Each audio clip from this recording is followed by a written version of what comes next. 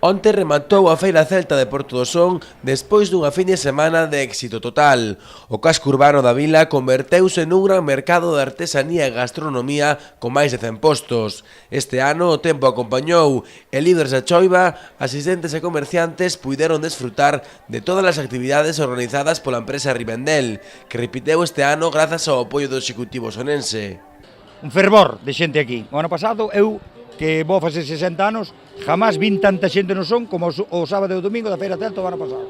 Quero invitar a todo o mundo a vir á Feira Celta de Porto do Son. Para recordar as nosas raíces medievales de aqueles tempos. Buena comida, buena bebida, buen ambiente, espectacular. O día de máis afluencia foi o sábado, cando se racharon todas as previsións.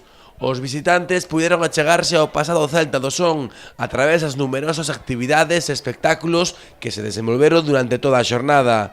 E pola noite, o prato forte deu da man do grupo Troula Teatro, co seu espectáculo de gran formato Subumbra. Home, pois tendes que vir porque para coñecer as costumes e as tradicións, todo o que se facía antiguamente. ¡Viva Porto do Son! ¡Viva! E para cerrar a feira, un concerto a cargo do grupo Grimorium, nun día no que tamén houbo tempo para os máis pequenos, con actuacións de contacontos. Unha fin de semana de éxito total na Feira Celta de Porto do Son.